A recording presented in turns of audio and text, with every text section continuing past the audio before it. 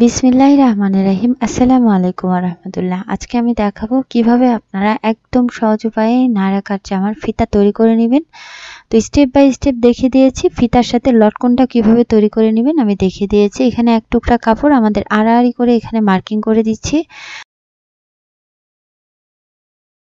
2 পয়েন্টের মতো কাপড় ধরে নেবেন। তো যাই হোক, এখানে আমি 1.5 ইঞ্চি মার্কিং করে দিচ্ছি। এভাবে করে মার্কিং করে দিলে আসলে অনেক সময় ব্যয় হয়। এখানে আমি স্কেলটাকে এভাবে করে ধরে নিচ্ছি। তো আড়াআড়ি করে কাপড় কাটতে হবে, যার কারণে আড়াআড়ি করে এভাবে করে আমি ফোল্ড করে নিয়েছি। এখন খুব সহজ উপায়ে এখানে কিভাবে আপনারা ডরি ফিতার জন্য কাপড় তৈরি করে নেবেন এখানে আমি দেখিয়ে দিচ্ছি। আমি এখানে স্কেলটা বের করে নিয়েছি।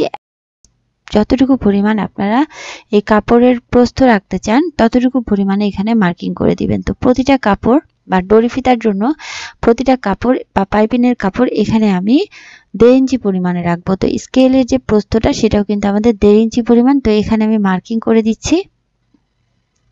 তো এই নিয়ম ফলো করে খুবই সহজ উপায়ে এখানে আপনারা যখন অনেকগুলো ডরি ফিতার জন্য কাপড় তৈরি করবেন তখন এই নিয়ম ফলো করে তৈরি করে ফেলতে পারবেন। তো প্রতিটা পিস এভাবে করে আমি কাট করে নিয়েছি এবং পিসগুলো খুলে নিচ্ছি। দেখেন কত সহজ উপায়ে এখানে আপনাদের আড়াআড়ি করা পাইপিনগুলো কাট হয়ে গেছে।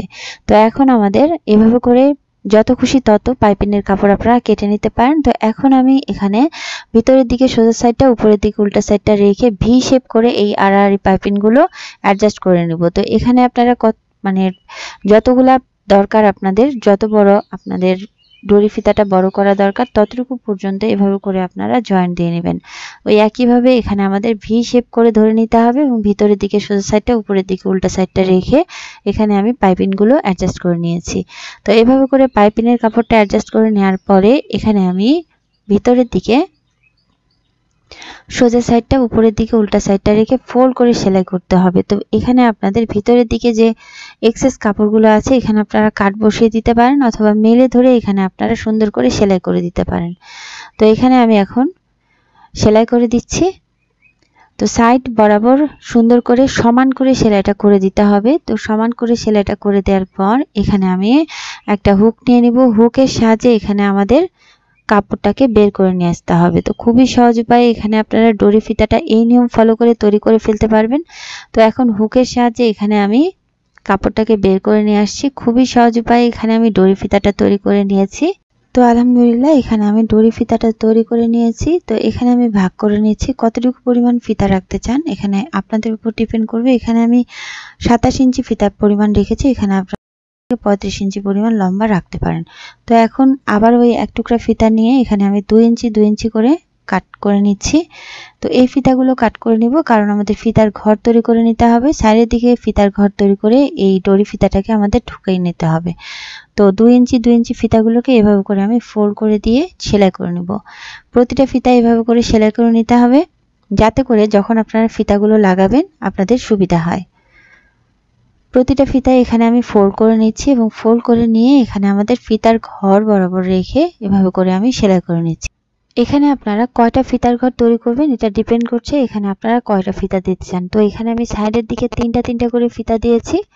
তো মিডিলে আমাদের একটা ফিতা দিতে হবে, মানে মোট 60টা ফিতা আমি এক সাইডে দিব আর অপোজিট সাইডে মোট 60টা ফিতা দিব। এখানে আমি 14টা ফিতার ঘর তৈরি করে নিয়েছি।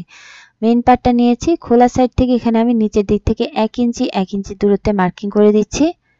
তো এভাবে করে 1 ইঞ্চি দূরত্বে মার্কিং করে দেওয়ার পর এখানে আমাদের মেইন পার্টটাকে দুই সাইডে এখানে মার্কিংটা করে দিতে হবে। তো মার্কিংটা যখন আপনারা করবেন তখন কিন্তু অপোজিট সাইডে মার্কিংটা করে দিলে আপনাদের সুবিধা হবে। তো সমান দূরত্বে মার্কিং করে দেওয়ার পর এখানে আমি মেইন পার্টটাকে এভাবে করে মেলে ধরছি এবং ফিতার যে ঘরগুলো এখানে আমি বসিয়ে নিচ্ছি এবং এখানে আমি ব্যাক স্টিচ দিয়ে সেলাইটা সুন্দর করে পাকাপোক্ত করে দিচ্ছি। তো 1 ইঞ্চি দূরত্বে প্রতিটা ফিতা এভাবে করে ফিতার ঘর এখানে আমি লাগিয়ে নেব। তো এইভাবে করে ফিতার ঘরগুলো লাগিয়ে নেওয়ার পর এখানে আপনারা মিডল বরাবর তো বসিয়ে দিয়ে এখানে আপনারা সেলাইটা করে নেবেন। তো এক সাইডে যেভাবে করে ফিতার ঘরগুলো লাগিয়ে নিয়েছি অপোজিট সাইডে ওই একইভাবে এখানে আমাদের ফিতার ঘরগুলো লাগিয়ে নিতে হবে। তো ব্যাক স্টিচ দিয়ে প্রতিটা ফিতার ঘর সুন্দরভাবে সেলাইটা পাকাপোক্ত করে দিবেন। তো আলহামদুলিল্লাহ এভাবে করে খুবই সহজ উপায়ে এখানে আপনারা ফিতার ঘরগুলো মেইন পার্টের সাথে লাগিয়ে নেবেন। তো এখানে আমি লাগিয়ে নিয়েছি। এখন এই ফিতার ঘরের ভিতরে ফিতাগুলো কিভাবে ঢুকিয়ে নেবেন সেটা দেখিয়ে দিচ্ছি। সো ডরি ফিতাটাকে এখানে আমি নিয়ে নিয়েছি। প্রথমে মিডিলের যে ফিতার ঘর, সেই ফিতার ঘরের ভিতরে এভাবে করে ঢুকিয়ে দিতে হবে। এক সাইডের ফিতাটাকে এভাবে করে নিতে হবে এবং এক সাইডের ফিতার ঘরের ভিতর ঢুকে দিয়ে আপনাদের অপোজিট সাইডের ফিতাটা ক্রস করে ঢুকিয়ে দিতে হবে।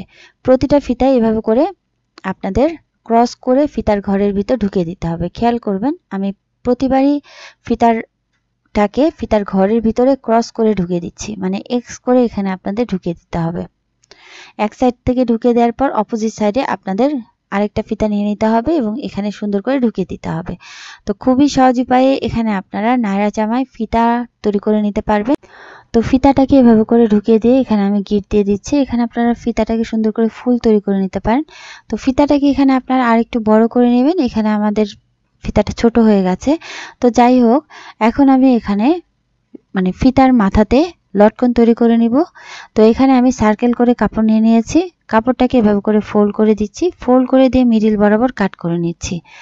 তো এখানে আমাদের দুই পার্ট নিয়ে নিতে হবে, ভিতরের দিকে সোজা সাইডটা এবং উপরের দিকে উল্টা সাইডটা রেখে এখানে আমি সাইডের দিক থেকে সেলাই করে দিচ্ছি। তো প্রতিটা পার্টই এভাবে করে সেলাই করতে হবে এবং সাইডের দিক থেকে ছোট ছোট করে কাট করে দিচ্ছি। ছোট ছোট করে কাট করার পরে এখানে আমাদের উল্টে দিতে হবে। তো খুবই সহজ উপায়, এখানে আপনারা ট্রেন্ডি লটকন তৈরি করে নিতে পারবেন। তো এখানে আমি উল্টে দিচ্ছি। উল্টে দেওয়ার পর এখানে আমাদের হাতের সাহায্যে দেবে দেবে দিতে হবে। প্রতিটা পার্ট এভাবে করে আমি তৈরি করে নিয়েছি। তো এইভাবে করে তৈরি করার পর এখন আমি একটা ফিতা নিব, এভাবে করে মিডিল বরাবর বসিয়ে দিব। বসিয়ে দিয়ে এখানে আমাদের খোলা সাইড থেকে সেলাই করে দিতে হবে। তো নিচ থেকে সেলাই করে দিচ্ছি। নিচ থেকে সেলাই করে উপর পর্যন্ত এভাবে করে সেলাই করে নিয়ে যেখানে ফিতাটা আছে সেখানে বেশ কয়েকটা সেলাই দিয়ে এখানে আমাদের নিচের দিক থেকে ওই ব্যাক স্টিচ দিয়ে সেলাইটা শেষ করে দিতে হবে। তো নিচের দিকে এখানে আমাদের এক্সট্রা অংশগুলো একটু কাট করে নিলাম এবং একই নিয়ম ফলো করে আমি আরেকটা ফুল তৈরি করে নিচ্ছি বা লটকন তৈরি করে নিচ্ছি। এখানে আমি নিচের দিক থেকে সুন্দর করে ফোল্ড করে দিয়ে সেলাইটা শুরু করেছি এবং ফিতার যেখানে আছে সেখানে আপনারা বেশ কয়েকটা সেলাই দিয়ে সেলাইটা শেষ করব। তো প্রতিটা লটকন এভাবে করে তৈরি করে নিয়েছি এবং এখানে আমাদের নায়রা যে জামাটা সেটাও কিন্তু খুবই লুক্রেটিভ হয়েছে। ফুল ভিডিও দেখতে চাইলে চ্যানেলের সাথে থাকতে হবে। আসসালামু আলাইকুম ওয়া রাহমাতুল্লাহ।